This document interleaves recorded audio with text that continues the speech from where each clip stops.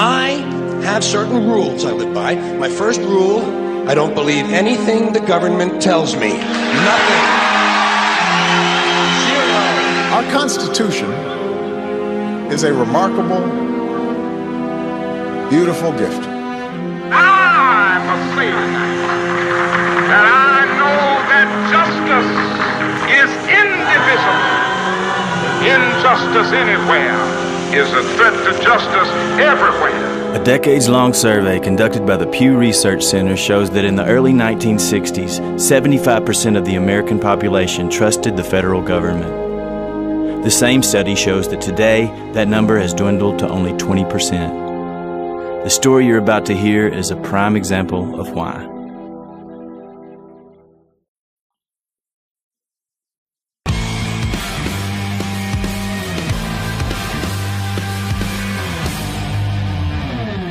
We're all here for the same reason. It's because we know in our gut that something is horribly wrong. Meet Schaefer Cox, the liberty-loving, patriotism-preaching political prisoner that you've probably never heard of. Before he caught the attention of the FBI and other federal entities, by all accounts, Schaefer Cox was an upstanding citizen and a pillar of the community. The son of a Baptist minister, Schaefer Cox was raised with conservative Christian values. He enjoyed hunting and fishing and taking advantage of all the outdoor adventure Alaska had to offer. By his early 20s, Schaefer was an accomplished businessman operating his small construction company there in Fairbanks, Alaska, making an honest living. Ever mindful of his civic duty, Schaefer wanted to make a difference. In 2008, he spoke at the Alaska Republican Convention. He had command of the crowd, and the highly respected lieutenant governor spontaneously asked him to run for office from the convention floor, so he did. He came in second place in the Republican primary with 38% of the vote in a three-way race. People are asking for some direction and for some leadership and for some solutions that they can do because they've figured out that voting doesn't work. They've figured out that sending letters to your congressman doesn't work. And they're grasping for what's the next option. He continued to speak at events across Alaska and other states. Schaefer talked a lot about the Constitution and about liberty and freedom. He covered a wide range of topics, including the Federal Reserve, federal overreach, and yes, the Second Amendment. We're pushing for the, first and foremost, the Alaska Firearms Freedom Act. It's a declaratory piece of legislation that says a firearm or a firearm accessory or ammunition that's manufactured within the state and stays in the state is none of the federal government's jurisdiction under the Commerce Clause of the Constitution. He was becoming a fast-rising star in the liberty movement, and although the crowds were getting larger and larger, his message remained the same. The government should obey the Constitution, the document it refers to as the supreme law of the land. God gave every man the right to life, liberty, and property, a corresponding obligation to defend those rights. We delegate that responsibility, not entirely, but in part, to a government to do what we have a natural right to do, which is to protect them. But they've become a liability to that. It's nobody's job but our own to make sure that the government doesn't become detrimental to the purpose which we created it. We have no obligation to submit to a government that refuses to submit to their governing document. But Schaefer didn't just talk, he acted. He started groups like the Liberty Bell System. The Liberty Bell System is an automatic phone system where every freedom lover in Fairbanks can be instantly accessible to the others. Here's how it works. If you are being harmed by anyone who is breaking one of these laws, you can ring the Liberty Bell. Just call the Liberty Bell operator, who will then send a message instantly to thousands of people in Fairbanks who are willing to assist you. The Second Amendment Task Force. The way that this got started was several weeks ago. I was doing a radio show and I wasn't even talking about firearms. I was talking about economics. But somebody called the station after the show was over and said, hey, what are we going to do about all these firearms restrictions that just keep coming down the pipe? It's like they just never end. And I said, well, I don't know. Let's get together and talk about it at Denny's on Monday night. And 150 people showed up. And I was expecting maybe 18 or 20. A week later, we only had a week to organize, but we found a place big enough to meet, and we wound up with 700 people. And the Alaska Peacemakers Militia. You know what the militia is? The militia is anybody with a gun and a conscience. It's anybody who values their freedom and the freedom of their neighbor. It's somebody who's got that sense of duty to their fellow countrymen. It's beautiful and it's right and it's good. And there are 3,500 armed, well-trained men under my command in Fairbanks right now. And they are...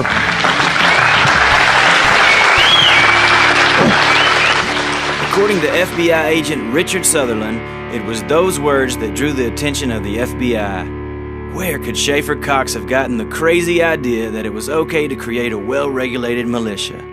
Well, for those of you that don't know, that idea is straight out of the supreme law of the land, the Second Amendment to the Constitution of the United States of America. It was at that point that the FBI hired career criminal Gerald J.R. Olson to try to get some dirt on Schaefer Cox. Not only did the feds give money to Olson, they also helped him out of some legal trouble he was in for stealing a tractor. Here's a clip of Olson describing some of his past criminal history in court. Who are you transporting drugs for on those 2 occasions you talked about? It was a Hells Angels biker club gang. After over a year of investigation, 2 separate U.S. attorneys reviewed the FBI's findings and both came to the same conclusion. Schaefer Cox was not a threat and there should be no legal action. The FBI should have dropped it right then and there, but they didn't. Instead, they decided to try a different tactic: provocation. Knowing full well that Schaefer's young son Seth was loved and well taken care of, the FBI called in a tip to the Office of Children's Services, hoping to incite a shootout, according to witnesses. At the same time, the feds deployed paid informant William Drop Zone Bill Fulton under the direction of FBI Special Agent Sandra Klein to, among other things, goad Cox along and convince him that he needed to take a stand and defend his son from the government at all costs. The plan was to provoke the peacekeeper to violence and set the stage for a shootout. What the supervising agent had said, quote, "Our plan is to try to take Seth away from Schaefer and Marty, and we believe that will be sufficient to elicit a display of force, at which point we will shoot all 3 of them." After repeated unsuccessful attempts to convince Schaefer to commit violence, Fulton went from provocation to intimidation. Fulton went as far as threatening Cox's life and admittedly put a knife to the throat of Schaefer's friend Les Zerby during a meeting with Zerby and Cox, and outright demanded, knife in hand, that Cox come up with a plan to murder officials. And I'm like, look, Les, what's your plan? And he's like, well, we don't have a plan. And I just lost it. I literally grabbed a knife, started coming over the counter, and I was like, I'll slit your throat open and beat you out of my team, you piece of shit. Suspecting foul play by the FBI, OCS, and other agencies, and fearing for their lives from Drop Zone Bill Fulton, Schaefer Cox and his wife went to the military police station at Fort Wainwright outside of Fairbanks. Military policeman Stephen Gibson told Schaefer that federal agents had come into the station and bragged about how they were going to, quote, fix the Schaefer Cox problem. In light of all this, Schaefer decided the best thing to do would be to leave town. With his wife and kids in tow, Schaefer was headed out of Fairbanks to Canada when FBI informant J.R. Olson stole the battery out of Cox's vehicle.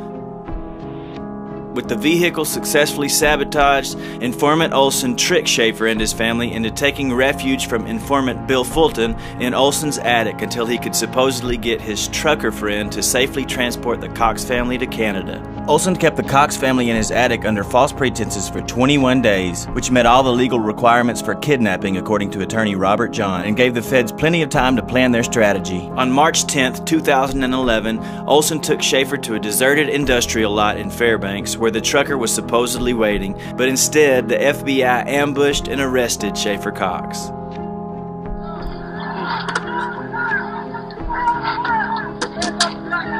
It's worth mentioning that this case was first tried at the state level, where the case was thrown out. But the feds had an axe to grind, and he was instantly re-indicted on a federal level.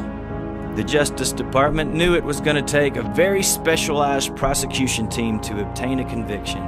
Luckily, they knew just who to appoint to Schaefer Cox's case.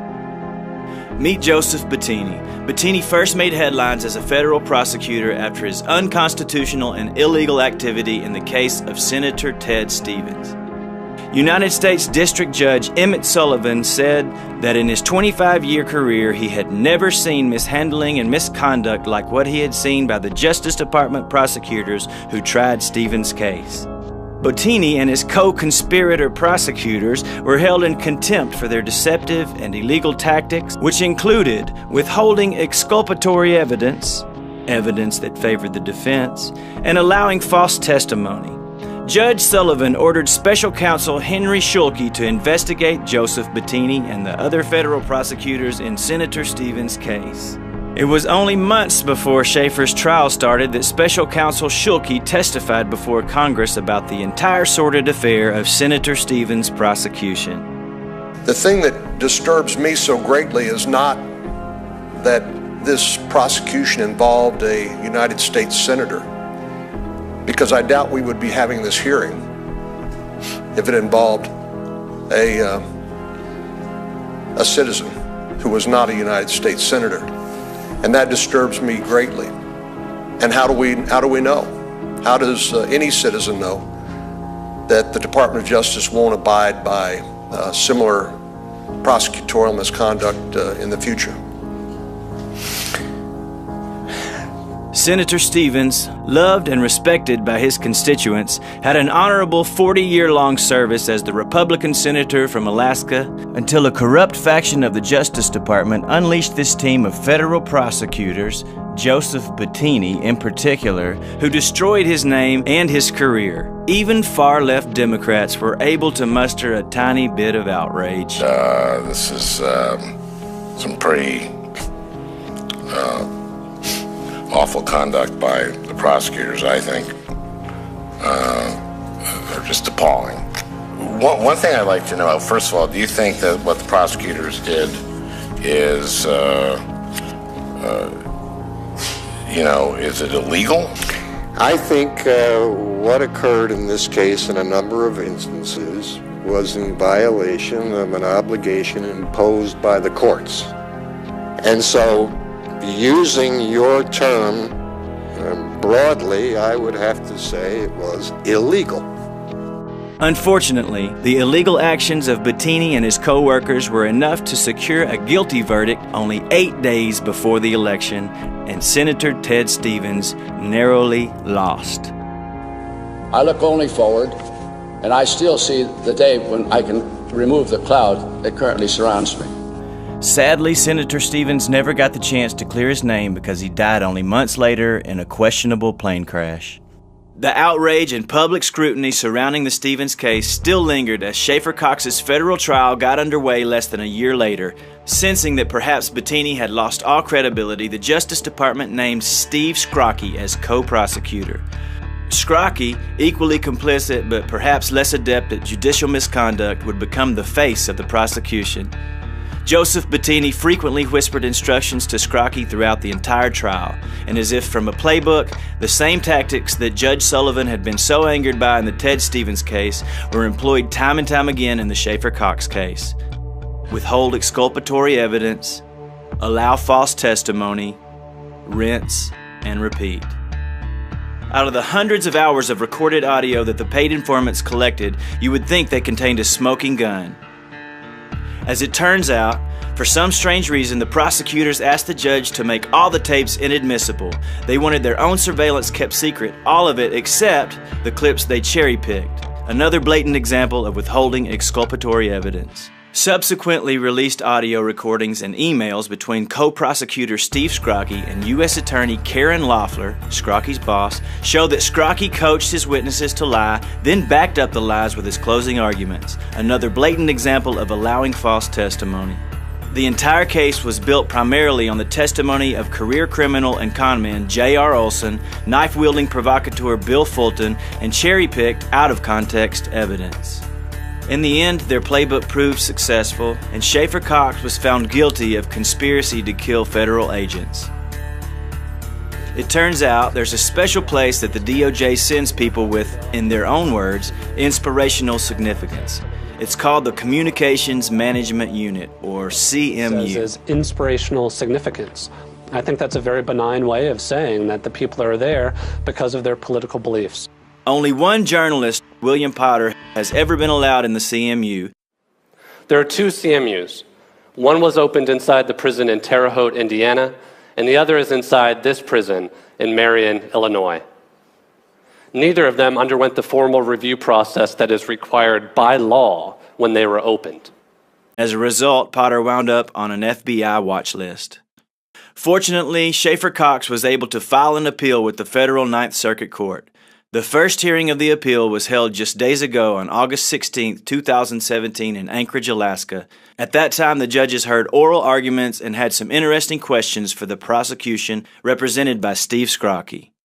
If soliciting someone to kill someone who doesn't exist isn't sufficient, under FIOLA, under whatever, if that is not enough, what other evidence is there of solicitation specifically?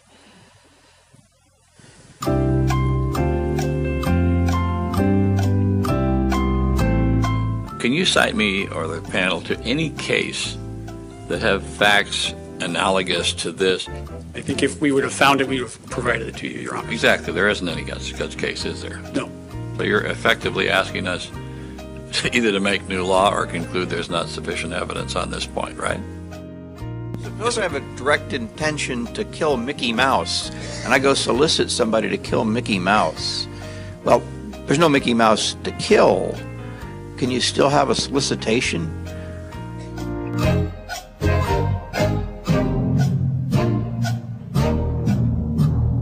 Hopefully, this video can help spread the word about the prosecutorial and investigative misconduct in the Schaefer Cox case. As Senator Cornyn feared, how does any citizen know that the Department of Justice won't abide by similar prosecutorial misconduct in the future? Although the appellate judges did show skepticism, and rightly so, make no mistake about it, even though there is overwhelming evidence in Schaefer's favor, getting his conviction overturned is going to be an uphill battle. He needs your help. If this could happen to Schaefer, it could happen to you. At the very least, please share this video. No matter your political viewpoint, we can all agree that innocent people should not be imprisoned. Please help spread the word about Schaefer's case. His children need their father home. You can find various links and information in the description of this video. Please share this video, and please pray for the release of Schaefer Cox. I am Ray Southwell, co-founder of the Michigan Militia in 1994 and co-founder of the Alaska Citizens Militia in 2009. We helped Schaefer Cox in establishing a constitutional militia in Fairbanks, Alaska. He is not a domestic terrorist. He is not a criminal. And there is no justice in America. It is just us. I'm Joe Burlak, owner and host of the Patriot Watch radio network based out of Ohio. My crew and I thoroughly support Schaefer Cox 110%. Our crew and myself, as well as our network, will continue to support Schaefer Cox in any way that we possibly can. God bless you, Schaefer. Hi, I'm Pastor Broden, and I'm the senior pastor here at the Fair Park Bible Fellowship Church. I stand full support of Francis Schaefer Cox. Release him now. Hello, this is Ruth. I believe Schaefer Cox is innocent, and I believe he should be released. Ladies and gentlemen, my name is Wiley Smead Drake. I'm the chairman of the Congressional Prayer Conference of Washington, D.C., and one of the key notes in our prayer meeting is to pray for Schaefer Cox. He is being persecuted and prosecuted unrighteously, illegally. Continue to pray with us and for us as we support Schaefer Cox. My name is Rudy Davis, and I am also a Bible-believing follower of the Lord Jesus Christ. I have also researched the Schaefer Cox case. I believe he was set up just like they set up Senator Ted Stevens. And I am in full support of freedom for Schaefer Cox. Thank you for your prayers. Hi everyone, it's Sheila Zielinski from the Sheila Zielinski Show. I have had several people on my show regarding Schaefer Cox. I believe he's being wrongly imprisoned. I believe he's being targeted by the federal government, and we do have to pray for our brothers in bonds, and I ask you to speak out on the Schaefer Cox issue. Thank you and God bless. My name's Rich True. I'm from Omaha, Nebraska. Listen, the reason I'm making this video is to show my support for Schaefer Cox. This man has been incarcerated for the past 6 years unjustly and was set up by the United States Federal Bureau of Investigation and amongst other ABC Alphabet organizations. Do your research on Schaefer Cox. This could be you or I. All the man did was speak out against injustices in the United States government. He almost won a seat in Congress in his 20s. Listen, research Schaefer Cox. Show your support for this man. God bless you.